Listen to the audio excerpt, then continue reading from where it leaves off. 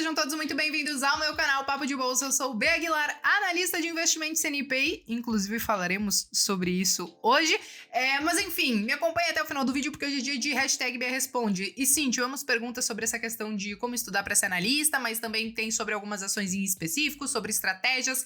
Então me acompanhe até o final do vídeo, se inscreva aqui no canal, deixem o like de vocês e se vocês tiverem mais alguma dúvida, podem colocar aqui nos comentários, beleza?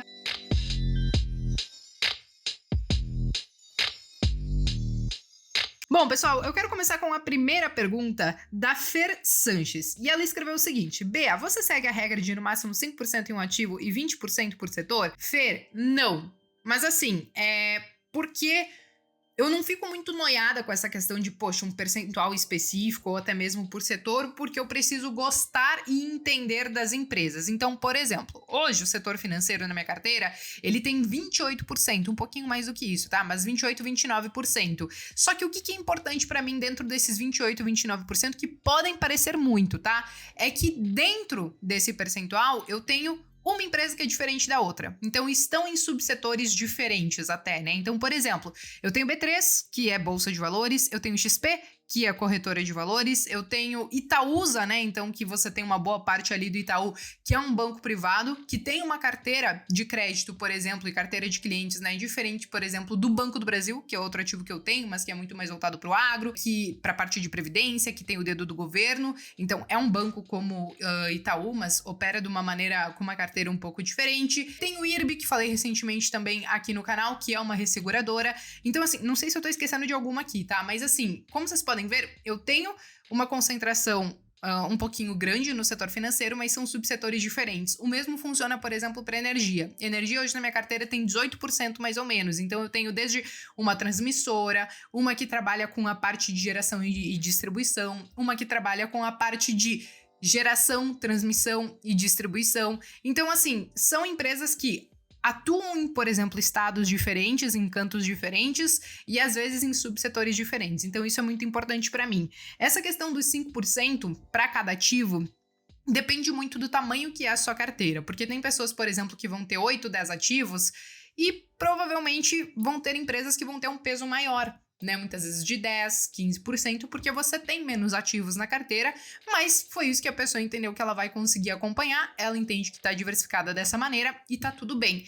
Hoje, eu tento não deixar um ativo ficar com mais de 10%, mas eu tenho ativos que estão com mais de 10% porque acabaram se valorizando bastante ao longo dos últimos anos e mesmo que eu vou fazendo aportes ali mensais, ainda assim demora um pouco para eu conseguir reequilibrar toda essa carteira e eu evito ao máximo vender esses ativos que estão dando certo, entendeu? Então, não vejo grandes problemas de ter, poxa, um pouco mais, por exemplo, de 10%, porque deu aquela escapada, a gente tenta rebalancear com os aportes e para chegar nesses 5%, provavelmente tem que ser uma carteira que tenha muitos ativos, que aí no final das contas você vai acabar diluindo todo esse percentual nesses vários ativos, tá?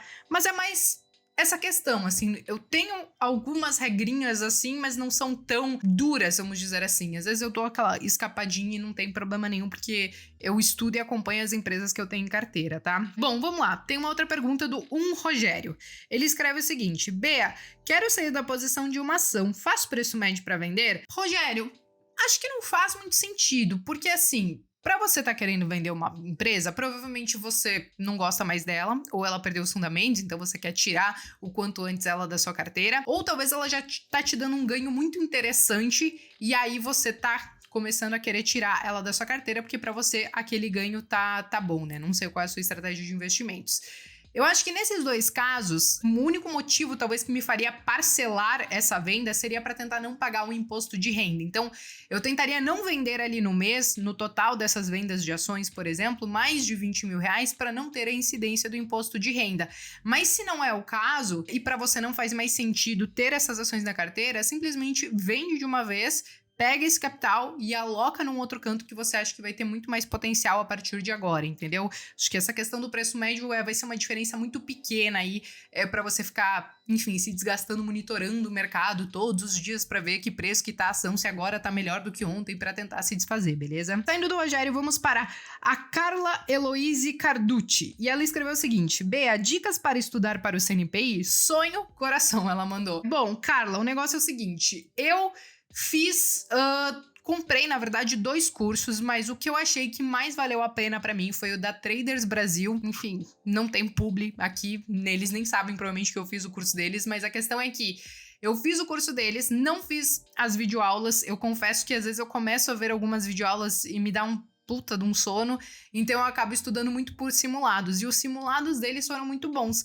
Então, por exemplo, se eu marquei prova para semana que vem, provavelmente eu passaria essa semana inteira respondendo os simulados, as perguntas e tal, até mesmo porque tem a correção dos simulados, e muitas vezes nos próprios simulados tem alguma explicação. Então eu conseguia aprender bastante, mas também existe a questão que a gente já tinha uma certa bagagem do mercado. Então, tô desde 2011 no mercado, aprendendo, estudo diariamente várias coisas, né? Não necessariamente o que cai numa prova de CNPI, mas eu acho que ajuda um pouco. Se não for esse o seu caso, as videoaulas estão lá, todas disponíveis, todas muito didáticas, assim, pelo que eu olhei mais ou menos por cima. Os simulados são muito bons. Eu acabei focando muito neles, mas eu acho que isso mudou desde quando eu fiz a minha prova para analista, que foi em 2020, se eu não me engano.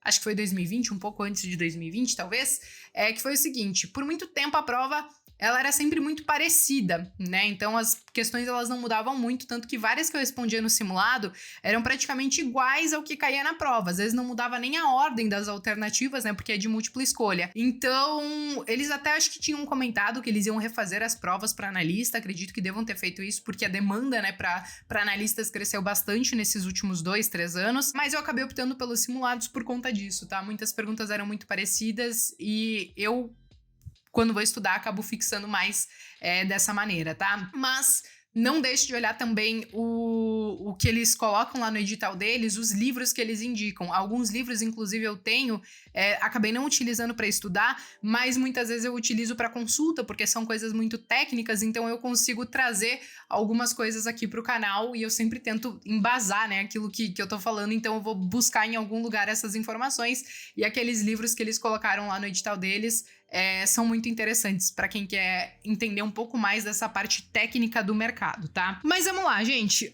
E acho que eu ia deixar uma dica de fora, tá?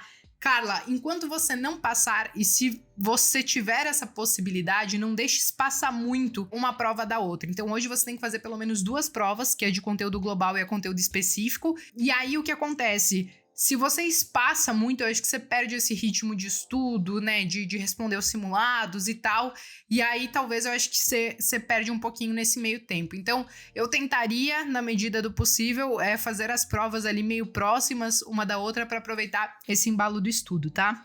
Bom, saindo da Carla, vamos para a pergunta do Igmei K. de Souza. Não sei se eu pronunciei certo, mas vamos lá. Ele escreve o seguinte: Olá, Bea. Quanto tempo dura um período de silêncio?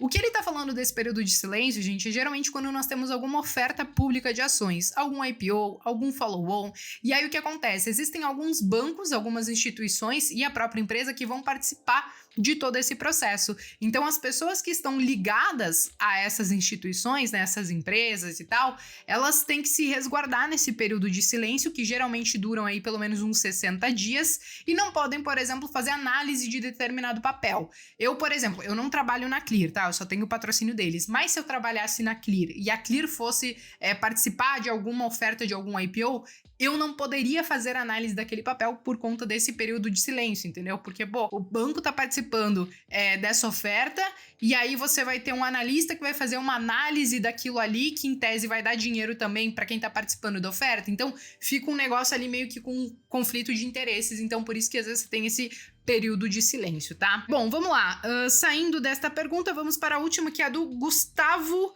RW, e ele perguntou o seguinte: estou começando aportes mensais de R$500 em Banco do Brasil, Copel e Taesa. Boas escolhas? Gustavo, sim, eu acho que são boas escolhas. Eu acho que você tá começando direitinho, pensando no feijão com arroz, que é olhar pro setor de energia, olhar pro setor financeiro, que são os mais perenes. O único ponto, né, que nós estamos em ano eleitoral, então esse seu Banco do Brasil, talvez ele possa ter uma volatilidade um pouquinho maior, porque nós sabemos que tudo que tem o dedo do governo, às vezes, acaba mexendo com algumas falas e tal. Mas eu gosto dessas 3 empresas que você trouxe, eu acho que elas elas estão em setores muito bons, principalmente pensando pro longo prazo, pensando em dividendos também. E o ponto aqui é que você tá começando, então eu acho que você tá certo em não querer olhar, por exemplo, para 10, 15 ativos já de cara, entendeu? Eu acho que você pode começar realmente com 2, 3 ativos, você vai fazendo ali, talvez, nesse mês eu compro um pouco de Banco do Brasil, no mês que vem um pouco de Copel, no outro mês um pouquinho de Taesa, aí de repente até lá você já estudou algum outro ativo que você gostou, aí você compra um outro, mas eu acho que você pode ir acumulando um pouco mais de posição em cada um desses ativos e não se preocupar tanto assim com aquela diversificação perfeita que a gente sabe que não existe, né? Muita gente fica atrás daquele número perfeito para estar diversificado, e apesar de eu achar que a gente começa a estar um pouco mais diversificado ali entre 8, 10 ações a partir disso, ainda assim, quando a gente está no início, dificilmente a gente vai conseguir fazer isso, porque não faz muito sentido, por exemplo, eu aportar R$500 e já querer colocar 5 ações, R$100 em cada uma. Eu vou estar tendo uma diversificação gigantesca para um valor um pouquinho menor e talvez eu não consiga aproveitar algumas oportunidades ali um pouco maiores. Então, assim, eu acho que sim, tem que pensar na diversificação, mas não precisa ser algo para agora quando a gente está começando. Provavelmente ali no seu primeiro até o seu segundo ano, conforme você vai estruturando essa carteira, você vai fazendo isso aos pouquinhos com esses aportes, tá? Mas no geral, eu acho que você tá começando com bons ativos, tá bom? Bom, pessoal, hoje o hashtag Me Responde era isso. Eu espero que vocês tenham gostado das perguntas que eu separei. Eu gostei, acho que vocês estão mandando perguntas muito boas lá no Instagram quando eu abro a caixinha de perguntas. Mas, como eu disse, vocês podem utilizar também aqui embaixo os comentários, beleza? Eu me despeço por aqui e vejo vocês então no próximo vídeo.